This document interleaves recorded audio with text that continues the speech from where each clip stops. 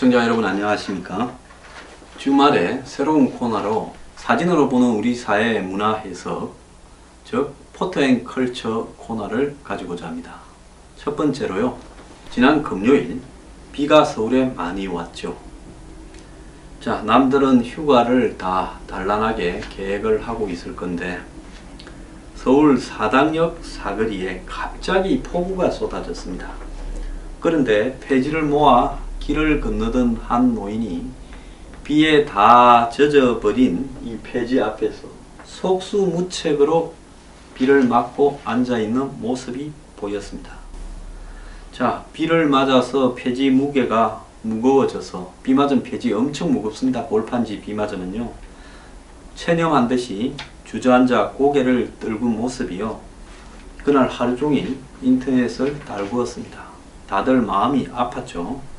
우리 사회의 노인 빈곤을 상징하는 모양처럼 비춰졌고, 정말로 OECD 최고 수준이라는 노인 빈곤율을 바라보면서 노인의 3분의 2가 고정 수입이 거의 없다라는 것이고, 노인 일자리에 매달리는 노인들이 60, 70이 되어서도 일을 하면서 실질적으로 한 달 수입이 3, 40만원도 되지 않는다. 이런 비참한 우리 현실을 상징시켜 줬습니다. 근데 끝에 대단한 반전이 있었습니다. 이 노인이 초기 치매 증상으로 길을 잃어 전날 가족으로부터 실종 신고가 들어왔는데, 이 사진을 본 딸의 친구들이 연락을 해서 마침내 가족 품으로 돌아갔다고 합니다. 참, 이 사진만 봤을 때 홀로 사는 노인의 빈곤 문제라고 생각을 해서 저도 이 사진을 바라보면서 한국의 홀로 사는 노인의 빈곤 문제를 한번 다뤄야 되겠다 했는데, 결국은 끝은 훈훈하게 마무리되었습니다. 그런데 이 사진에 우리가 느낀 하나의 정서요. 우리 사회에 우리가 좀 산다 어쩐다 문제가 많다 하지만, 저는 가장 취약한 계층이 지금 노인 빈곤 계층이라고 생각합니다. 그 문제에 대해서 뉴스브리핑도 앞으로 지속적으로 문제를 제기할 것이니, 여러분들도 언젠가는 내 자신의 문제가 될 수 있다 생각하고 사회적 관심을 가져주기를 바랍니다. 네, 두 번째로 영화 덩케르크 소개하겠습니다. 제가 영화를 이 코너에 소개하는 이유는요, 우리가 흔히 흥남 철수를 이야기하고 문재인 대통령 출생의 역사를 이야기하고 그 전 배경으로 장진호 전투를 이야기를 합니다. 그런데 흥남 철수가 가능했던 것은 장진호 전투를 통해서 중공군의 어떤 이 주력을 상당히 약화시키면서 이 미 해병대들이 장진호에서 아주 선전을 하면서 흥남으로 가는 속도를 늦추었고, 제일 마지막에는 흥남항 밖에서 또 이 밀고 들어오는 중공군을 막았기 때문에 이 20만 명 가량이 민군이 이렇게 온전하게 흥남을 떠나서 부산과 거제로 철수할 수 있었습니다. 정말 역사적인 사건인데요. 이 사건이 단일 철수, 성공적 철수 작전으로는 세계 2위입니다. 근데 세계 1위가 뭐냐? 덩케르크 철수 작전입니다. 2차 대전이 생기고 영국의 챔벌린 수상은 히틀러와 가급적이면 싸우지 않으려고 협상을 하려 했는데, 이 체코를 침략하고 수데텐 지방을 합병을 하고 여기저기를 치기 시작했습니다. 그러니까 이제 마침내 프랑스를 치고 네덜란드를 치고 벨기에를 치니까 영국이 더 참지 못한 게 아니라 이제 참을 수가 없게 된 거죠. 병신되니까. 챔벌린 수상이 참전을 선언했습니다만은 결국은 이 덩케르크 작전이 시작될 무렵에 챔벌린 내각은 무너지고 처칠이 총리로 등단합니다. 자, 이 덩케르크는요, 이 전격 돌격 작전으로 인해서 엄청나게 빠른 속도로 벨기에가 불과 한 이틀 만에 항복을 하고 네덜란드가 불과 한 2, 3일 만에 또 항복을 했습니다. 독일의 공수부대가 네덜란드에 착륙하고 비행기가 폭격 때리고 이러니까 네덜란드나 벨기에가 나름대로 준비를 했음에도 불구하고 순식간에 손을 들고 항복을 한 거죠. 이웃나라 덴마크는 불과 한 50명 죽는 전투, 제가 전에 한번 소개했죠. 끝에 곧바로 항복을 해버렸습니다. 자, 여기에 때를 놓치고 이 영국군 한 30만 명 이상이 육지로 나갔습니다. 싸우러. 프랑스군과 더불어서 프랑스, 벨기에, 네덜란드를 지키려고요. 근데 가자마자 독일이 구데리안 뭐 이런 장군들을 통해서 그 아르덴 숲을 통과해서 그 전에 보지 못하던 전격전으로 탱크로 빨리 돌파를 하는 바람에 이 프랑스와 영국과 이 연합군 연합을 낫질 작전으로 두 동강을 내버렸습니다. 이 덩케르크가 프랑스 제일 북쪽에 이 벨기에와 붙어 있는 한마디로 해안 지역의 이 마을입니다. 자, 이 지도를 보면서 설명을 드리겠는데요. 여기가 이렇게 프랑스입니다. 이렇게. 그런데 이 당시에 영국군이 뒤늦게 오는 바람에 프랑스 북부 해안에 이렇게 상륙을 했고 프랑스군하고 영국군이 이렇게 뒤섞여 있었는데 독일군이 이렇게 양쪽을 나눠버렸습니다. 양쪽이 그냥 이렇게 쪼개져 버렸어요. 자, 독일군은 이걸 쪼개서 이 고립된 쪽을 전부 죽여버리고 포로로 잡고 나머지는 그냥 파리까지 밀어붙이려고 한 거죠. 그러니까 프랑스 북단이 이렇게 두 동가리가 나도록 포위가 되어버렸습니다. 그러니까 곳곳에 흩어져 있던 포위망 위에 있던 사람들은 전부 덩크르크, 영국하고 지금 해변으로 봤을 때 뭐 한 7, 80km밖에 안 된다고 듣고 있습니다. 일로 다 집결하라 해서 전부 흩어져서 덩크르크로 모이기 시작했습니다. 자, 이 반면에 밑에 있던 프랑스 군들은 대패를 하면서 앞으로 이 덩크르크 철수 이후에 한 보름도 안 돼서 프랑스가 곧바로 파리가 함락되어 버리면서 항복을 하게 되지요. 이 덩케르크 안에 한 34만 명쯤 되는 이 군대가 모여 있었습니다. 여기에는 프랑스군, 영국군, 뭐 호주군, 캐나다군 다 뒤섞여 있었어요. 자, 그 중에 한 20만 명 이상이 영국군이고 프랑스군이 한 8만 명, 나머지 군대가 적당히 섞여 있었습니다. 자, 그래서 프랑스군이 이 밀고 들어오는 독일군들을 맞이해서 이 진격 속도를 늦추려고 장진호 전투처럼 필사적인 전투를 하고 있었어요. 이 좁은 해변에 34만 명이 옹기종기 모여 있었습니다. 결국 이 초기 전투 실패로 영국군 7만 명, 프랑스군 30만 명이 포로로 되거나 죽었습니다. 그런데 여기 있는 사람까지 다 포로가 되거나 죽었다면 아마 그 직후에 프랑스가 항복했듯이 영국도 독일과 강화를 맺으려고 했습니다. 히틀러는 영국을 적으로 만들기보다는 사실 혈통적으로 영국에 원래 살던 켈트족들은 아이리시, 아일랜드에 가까웠고 그 이후에 영국을 침공했던 노르만이나 이런 사람들은 이 독일 계통에 가까웠고 실제로 두 왕조도 혈통이 뒤섞여 있었습니다. 그래서 히틀러는 영국에 대해서는 항복을 받지 않고 강화해서 중립 상태로 놓아두려고 하고 나머지는 다 먹어버려서 너네하고 우리하고 유럽을 나누자라고 하려 했던 겁니다. 자, 아마 영국이 그렇게 됐을 가능성이 매우 큰데요. 그래서 초반에 여기에서 철수에 실패했으면 아마 영국군은 이 히틀러가 끝까지 싸우겠다는 힘이 빠져버리면서 독일과 강화했을 가능성이 큰데 이 당시에 독일 공군을 맡았던 괴링이 육군은 파리 점령하는 데 집중하고 이 해변에 갇혀서 도간에 든 지가 된 이 프랑스군은 내가 다 쓸어버릴게. 그거 그냥 위에서 비행기로 쏘면 다 죽지. 이렇게 큰 소리를 히틀러한테 쳤습니다. 그래서 히틀러가 이 포위를 하는 소수의 군대만 두고 다수를 파리로 이렇게 넘기는 과정에서 한 2, 3일 희한하게 진격을 하지 않고 독일군이 공격을 늦췄어요. 이럴 때 이제 영국에서는 이 사람을 철수시켜야 되는데 이 사람들을 34만 명을 자, 논란이 벌어졌습니다. 여기에 해군의 배를 투입하면 다 독일 폭격에 무너질 거고 영국 비행기도 몇 대 남지 않았는데 이거는 영국 본토를 지켜야 되는데 이 싸움에 보낼 수 없다. 그런 속에서 영국 구축함 4대, 수송선 4대가 이렇게 부서지고 하니까 배를 잘 안 보냈습니다. 그래서 이 사람들이 있는데 이 독일의 이 수직 강화 폭격기들이 마음대로 사냥을 하고 다녔어요.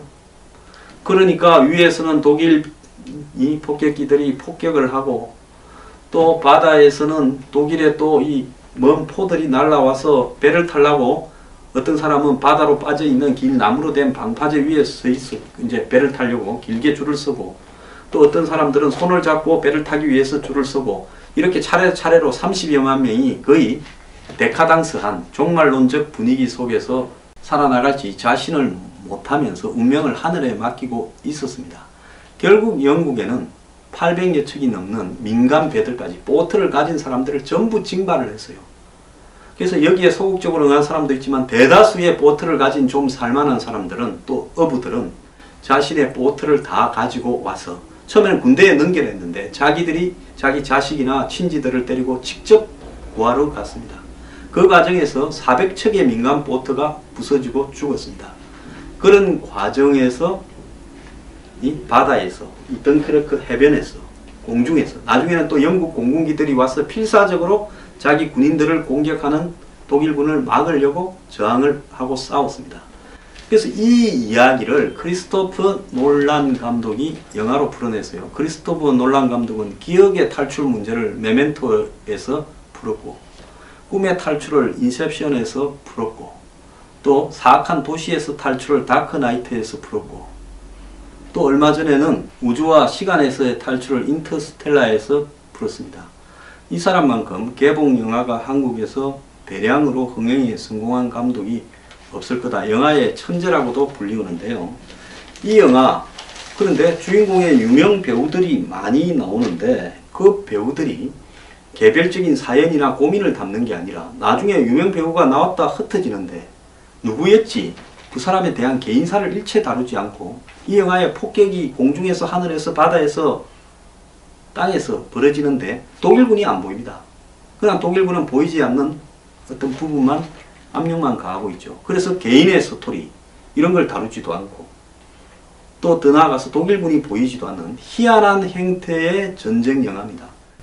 큰 화면에 덩크레크에 이렇게 내몰린 죽음을 앞둔 희망이 적은 속에서 희망을 포기하지 않는 연합군 장병들의 현상을 다큐처럼만 보여줍니다. 그래서 스토리가 거의 없다시피 하게 하늘에서 바다에서 해변에서 벌어지고 있는 상황만 보여주고 영화가 끝이 납니다.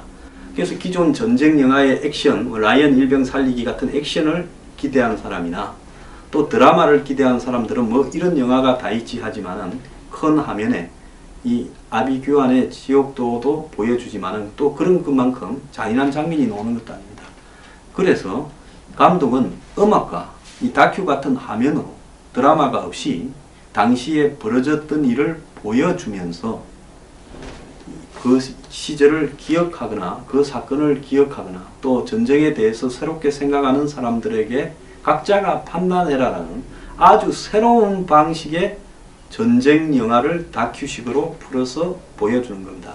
사실 우리가 전쟁 영화에 억지로 주입되는 반전이든 또 한쪽 편을 드는 이야기든 총만 쏘면 다 쓰러지는 액션이든 이런 데 신물나 있었는데 저는 전사를 매우 좋아하고 이 덩케르크 철수작전이 결국 34만 명이 무사히 철수를 합니다.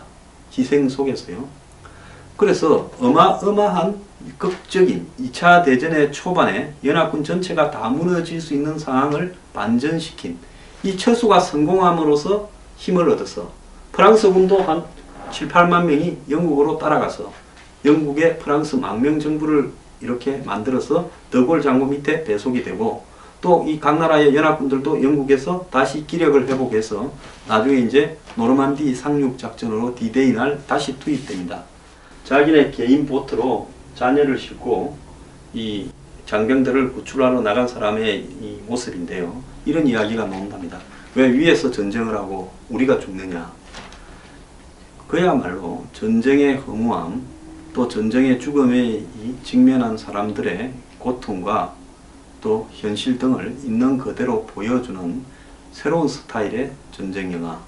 저는 오히려 전쟁에서 작전을 소개하고 액션을 소개하고 적군을 소개하고 거기에 억지로 메시지를 담는 것보다요.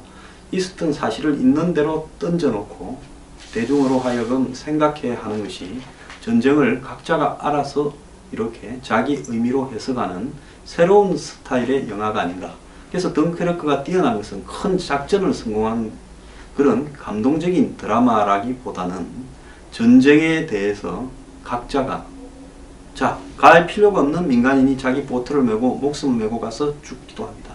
자, 죽음에 이르렀는데 그 처수에서 순서를 지켜야 됩니다.